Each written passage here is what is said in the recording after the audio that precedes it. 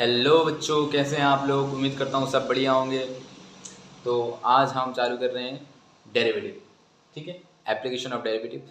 तो आप सबको एक ही निवेदन है। ये देखिए, बोर्ड एग्ज़ाम तो काफ़ी नज़दीक आ चुका है ना। तो आप पढ़ाई करते रहिए और खूब मन लगा कर पढ़ाई कीजिएगा। और हर एक चीज़ को है ना, मतलब छोटे छोटे हिस्सों में डिवाइड करके पढ़िए।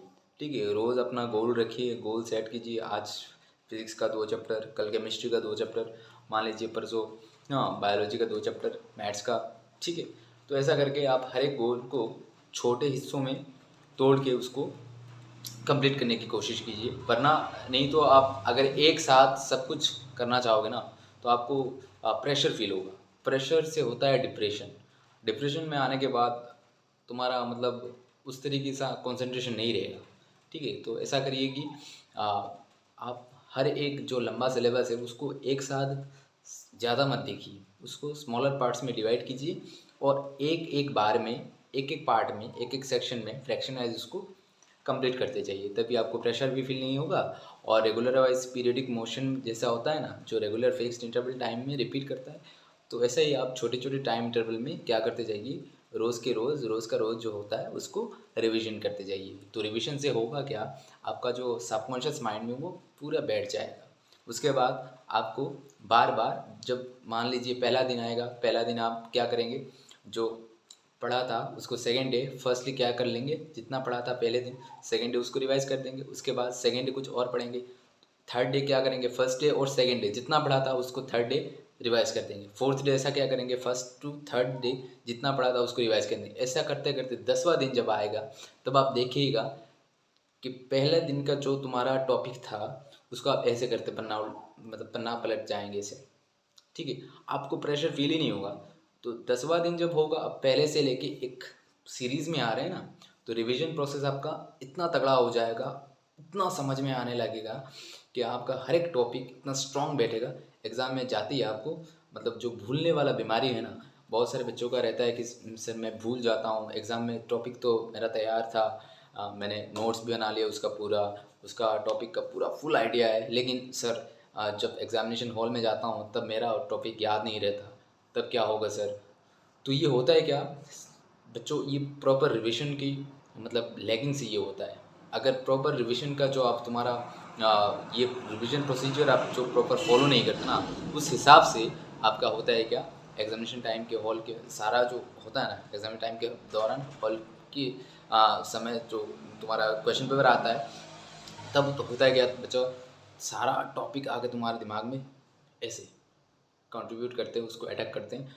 अटैक करने के बाद तुम्हारा दिमाग थोड़ा सा एब्जर्व हो जाता है। एब्जर्व स्कैटर्ड हो जाता है।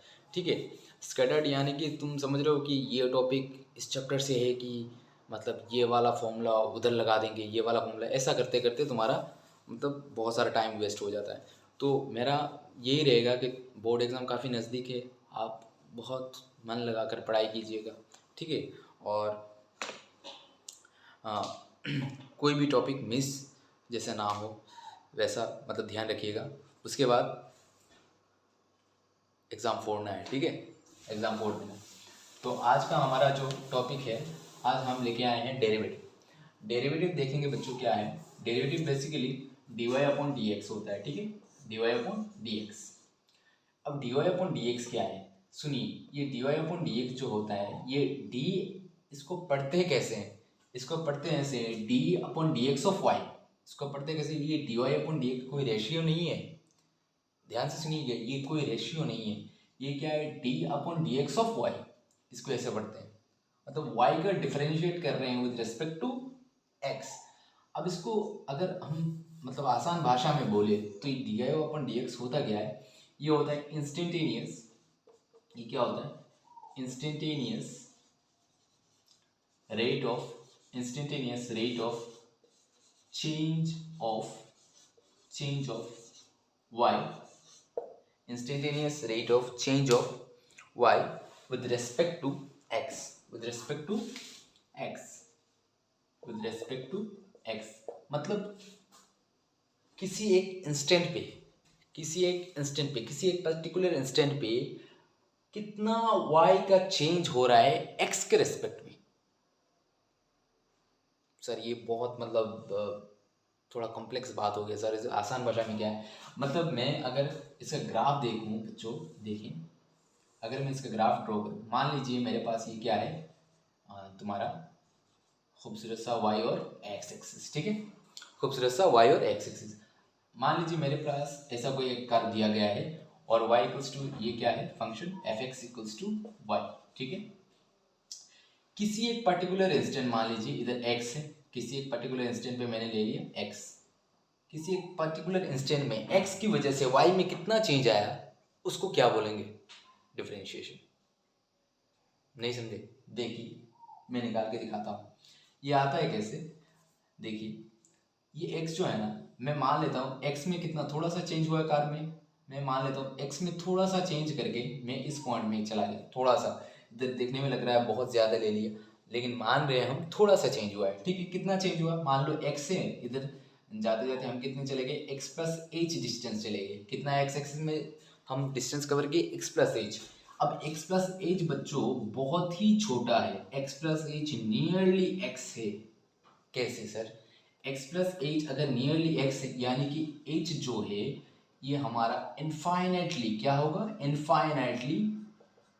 इनफाइनाइटली स्मॉल पॉजिटिव नंबर है, इनफाइनाइटली स्मॉल पॉजिटिव नंबर। क्या इतना तक बोर्ड दिखाई पड़ रहा है? एक मिनट में चेक कर लेता हूँ, हाँ दिखाई पड़ रहा है। तो क्या है, h जो हमारा है वो इनफाइनाइटली स्मॉल पॉजिटिव नंबर है, यानी कि h बहुत ही छोटा है।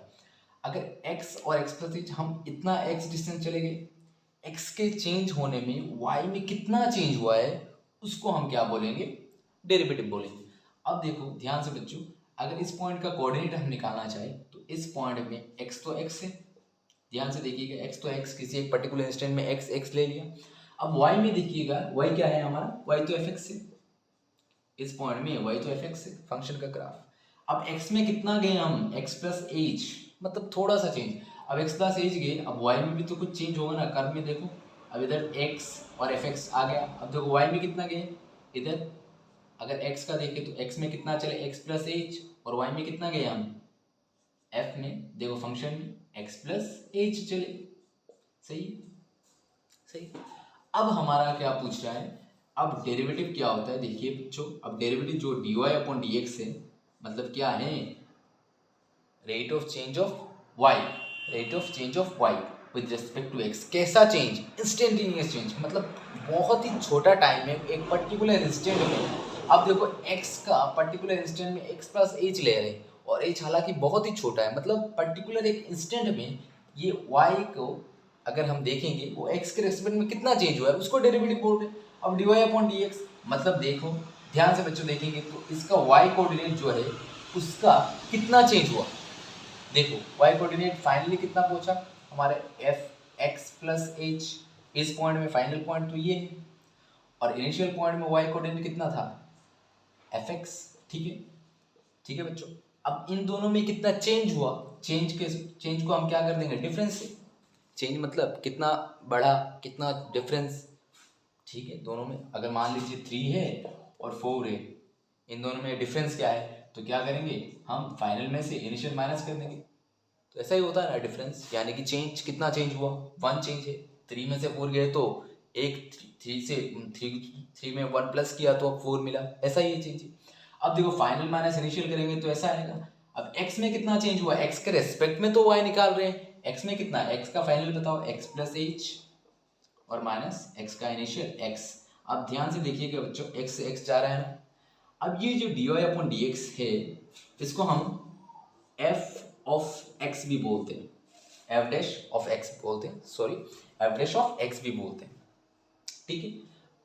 बोलने का तरीका है, बोल दिया, ठीक है, f डैश ऑफ x भी बोलते हैं, ये dy अपॉन dx को f डैश x भी बोलते हैं। अब f डैश जो x आता है बच्चों इधर ध्यान से देखेंगे, इसको हम बोलेंगे लिमिट h टेंस टू 0। अब h टेंस टू 0 क्यों लगाया, अब बोलोगे सर h टेंस टू 0 क्यों, मैंने देखो बच्चों ऐसा माना है कि h बहुत ही छोटा वैल्यू है, इनफाइनाइटली स्मॉल पॉजिटिव इंटीजर। अगर h देखो, अगर x plus H nearly x है, x plus H nearly x है, यानी कि h का जो एग्जिस्टेंस है वो नियरली क्या है, h जीरो है, मतलब नियरली जीरो, जीरो नहीं है, जीरो की तरफ टेंडिंग है, जीरो कंप्लीट नहीं, ये बोलते हैं इसको टेंड्स टू, कंप्लीटली जीरो नहीं, अप्रोचिंग टू जीरो, मतलब जीरो हुआ नहीं है अभी, जीरो जीरो से काफ़ी मतलब करीब है, जीरो से बहुत करीब है, जीरो है नहीं, जीरो को अप्रोच कर रहा है, ठीक है।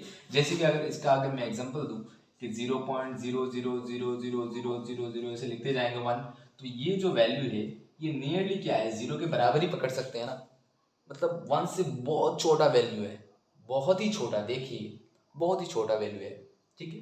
अब इसको देखेंगे 1 2 3 4 5 6 7, यानी कि 1/10⁷ देख रहे हैं ना, मतलब बहुत इतना 10⁷ गुना छोटा है, समझ रहे हैं ना, तो बहुत ही 10 क्यूब होता है 1000 और 10⁷, ठीक है, समझ रहे हैं ना कितना छोटा है। अब देखिए h टेंस टू 0, अब अगर h टेंस टू 0 है तभी ना x plus H nearly equal x होगा, इसीलिए हम इसको लिखते हैं लिमिट, मतलब लिमिट क्या है, limit h tends to 0, h की औकात कितनी तक है, h 0 को अप्रोच कर रहा है।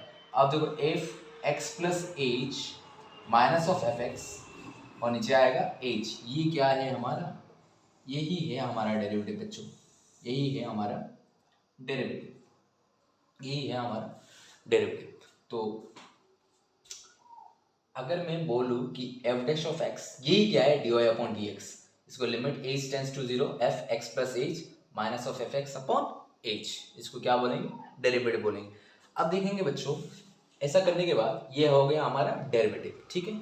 अब इसको क्या बोला जाता है, इसको बोलते हैं फर्स्ट प्रिंसिपल ऑफ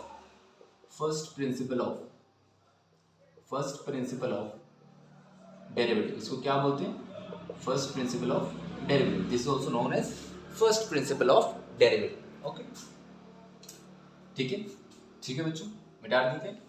अब देखिएगा एक केस, जैसे कि मैं बोलूँ डेरिवेटिव, तो मैंने बता दिया क्या है, एफ डैश ऑफ एक्स जिसको हम क्या बोलते हैं, d Y upon D x भी बोलते हैं, instantaneous rate of change of y with respect to x, ये क्या होता है, f x plus H minus of F x upon h, और इधर लगा देंगे limit H tends to 0, this is called d Y upon D x और f dash of x. अगर बच्चों देखेंगे ये आया कैसे, ये आता है हमारा MODS, मतलब अगर मैं प्रॉपरली तुम्हें फील कराऊं कि ये आया कैसे, MODS क्या है, मेथड्स ऑफ